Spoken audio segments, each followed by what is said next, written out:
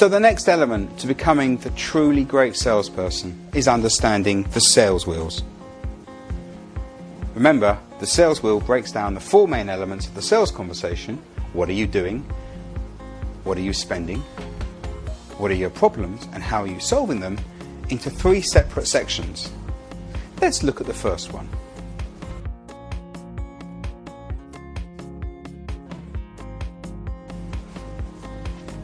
Future tense, number 3. Number 2, present tense. And of course, number 1, past tense. So this actually is a really easy tool to help you create the questions that you should be asking your customers when you're talking to them. I said that you'd have an opportunity to find out how to ask the right questions. And this works for telesales, field sales, appointment making, face-to-face selling, presentations, doctor's surgeries, legal profession, customer service. In fact, anything. So let's consider each segment in order. As you can see, this has 2 parts to it. Blue segment and a white segment. There are downloadable templates of this on the website.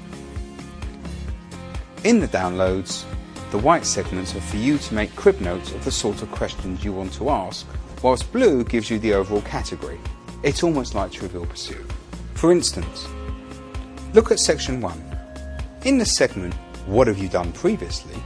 There are a host of questions that you can ask that are specific to your business. If you are selling a service, you might say, what service have you used before? If you are training staff, you might say, how did you train your staff in the past? If you are selling a car, you might say, what cars have you bought in the past? Whatever you are selling, you can make it relevant to their situation. In fact, you can have a number of questions that you're going to spend time exploring what they've done in the past. One question won't find out everything about the customer. And there are a number of sales questions examples that you will receive at the end of this particular module. Now, if a customer has a specific issue that they want to deal with, or a specific imminent issue that they want to deal with, whilst you're talking about the past and enhancing your relationship with them, getting a better understanding of their past purchasing, what they will do is, whilst you're asking questions about past purchases, they will answer based on what's in their mind. So if you say, and it's happened to me on many occasions, how have you trained your staff in the past? They'll say, we've used many options, but what we're really looking for is somebody who can deliver a really high quality sales training program for our staff at the moment.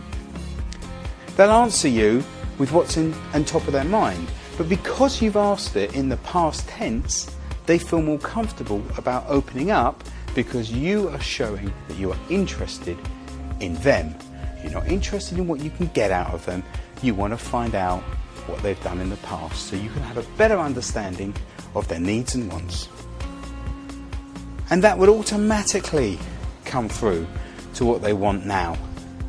Now, if you look at number 4, what was spent in the past, and people can be very, very cagey about their budgets. What's your budget for this training platform? Or what's your budget for your car? People will downscale their budget ability or their spend ability because they don't want to spend too much. They'll think that that's basic negotiation. They'll say, no, I can't afford more than £20,000. Actually, they can probably afford 30, but if they can price condition you at 20, you know that they can try and be under their budget. But if you say, what have you spent previously on whatever the product or service is, they'll be much more open. Well, in the past I spent this, because they'll feel that that is a safe way to discuss it. And it is a safe way because they don't feel that you're trying to find out what they're spending now.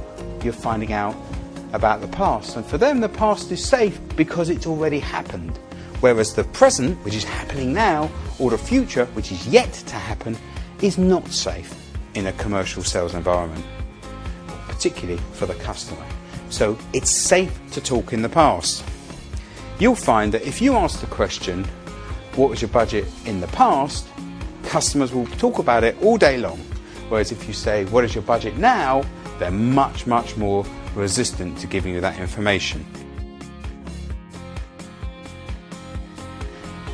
Same way, if we look at the second wheel now, look, what problems are you facing now would be admitting to you that they have a problem, which would make them feel that they need a solution, which means they feel under pressure. It's a sales question. What problems have you had in the past is safe. They can talk about past issues. But what will happen is when you talk about what problems have you had in the past, they will give you the answer to what problems are they having now. So if you look at the top part, the top three segments are looking at helping the client identify the problems that they've had in the past, helps them clarify what problems they're having in the present. So it's useful to ask the client to consider what future problems may arise, as they may not have considered what issues going forward could be. It's particularly useful if your product or service will be effective in preventing future problems. But only do it once you've established the past situation. And then the last three segments, 10, 11 and 12, deal with solutions.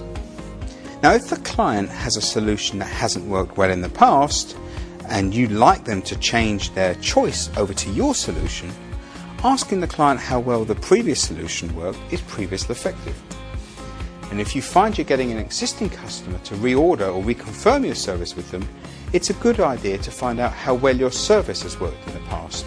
So instead of saying, what problems have you had in the past and how did you solve it in the past, you could be saying questions like, what problems has this service averted in the past, and are you happy with how it's been working in the past?